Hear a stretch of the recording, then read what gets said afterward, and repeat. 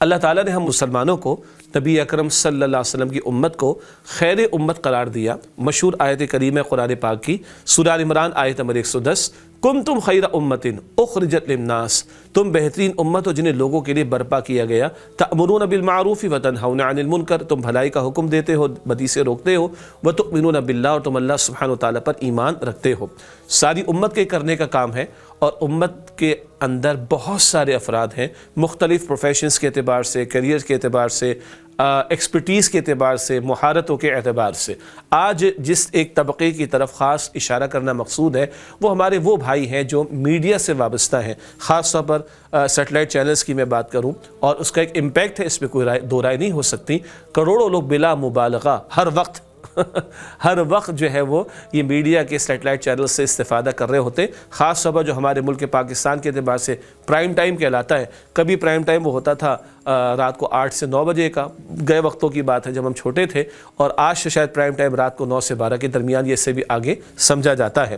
بہرحال یہ جو اس وقت کا میڈیم یا میڈیا اویلیبل ہے، اگر اس کو آپ امپیکٹ کے اعتبار سے دیکھیں تو یہ ایک بڑی نعمت ہے، اپنی بات کو پہنچانے کے اعتبار سے، اپنے نظریات کو پہنچانے کے اعتبار سے، اینڈ سو آن۔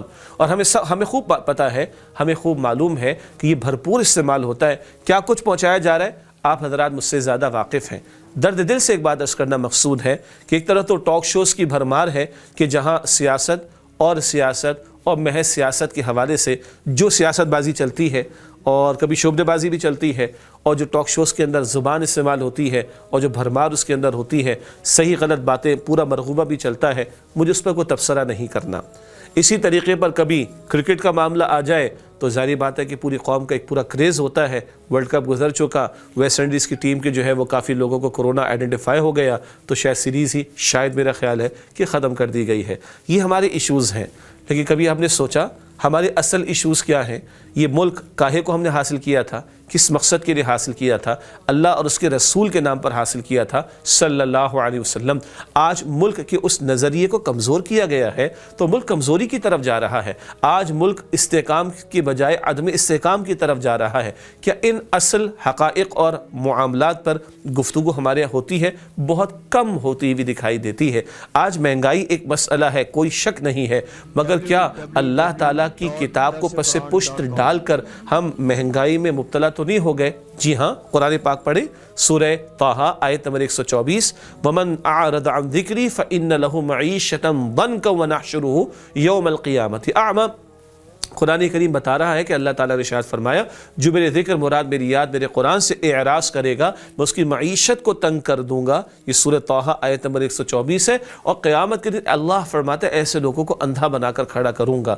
تو قرآن حکیم کے یہ حقائق کہ آج قوم کے سامنے لائے جا رہے ہیں۔ اللہ کے پیغمبر صلی اللہ علیہ وسلم نے ارشاد فرمایا، صدقے سے مال کبھی کم نہیں ہوتا، اور سود کا انجام مفلسی کے سوا کچھ نہیں ہے۔ یہ ابن ماجہ شریف کی روایت ہے۔ کیا یہ تجزیے ہمارے سامنے آ رہے ہیں؟ الہامی تعلیم کے مطابق، وحی کی تعلیم کے مطابق، بصیرت کے مطابق کلام کرنا، جس سے حقائق بندوں کے سامنے آئیں، قوم کے سامنے آئیں، اس پر توجہ نہیں دی جا رہی۔ کیا اچھا ہو وہ لوگ کہ جو بیٹھے ہیں ایسی پوزیشن پر کہ جن کی بات لاکھوں بلکہ کبھی کروڑوں لوگ بھی سن رہے ہوتے ہیں، اور وہ باقی اپنے معاملات کر رہے ہیں، ہم اس پہ ڈیبیٹ نہیں کرتے، بحث نہیں کرتے۔ کیا ان کا فرض نہیں بنتا؟ وہ بھی اللہ کے بندے ہیں، وہ بھی اللہ کے نبی محمد مصطفیٰ کریم صلی اللہ علیہ وسلم کی امتی ہیں۔ کیا فرض نہیں بنتا کہ اس عطا کردہ اللہ تعالیٰ کی صلاحیت کو، وہ چاہے وہ اینکر پرسنز ہوں، وہ میڈیا کے مالکان ہوں، یہ ادروائز جو اس شعبے سے لوگ منسلک ہیں تو امتی نا، کیا انہیں کل اللہ کو جواب نہیں دینا کہ یہ صلاحیت تمہیں عطا ہوئی تھی، یہ مقام تمہیں عطا ہوا تھا، یہ ریسورسز تمہیں عطا ہوئی تھی؟ کیا تم نے خیر امت والے کام کو کرنے کی کوشش کی؟ بھلائی کا فروغ دینا تھا، بدی کو مٹانے کی کوشش کرنی تھی، عدل کی بات کرنی تھی، ظلم کے خاتمے کی بات کرنی تھی، حقائق لوگوں کے سامنے رکھنے تھے، کل کے بارے میں متوجہ کرنے تھا، اصل زندگی آخرت کے بارے میں، اصل ڈیسٹینیشن کے بارے میں متوجہ کرنا تھا۔ کیا اس طرح توجہ ہے؟ تو بہرحال وہ لوگ کہ جن کو اللہ نے اس طرح کی صلاحیت دی، خاص طور پہ میڈیا سے ریلیٹڈ لوگ، ان سے تو میں خاص طور پہ گزارش کر رہا ہوں، باقی میں آپ ہم سب کی ذمہ داری بنتی ہے کہ نبی مکرم علیہ السلام کے ختم نبوت کے بعد اب خیر کی بات کو عام کرنا، شر کی بات کو مٹانے کی کوشش کرنا، امر بالمعروف اور نہی عن المنکر کا فریضہ انجام دینا، یہ ہماری ذمہ داری بنتی ہے۔ اللہ ہمیں اس کی توفیق عطا فرمائے۔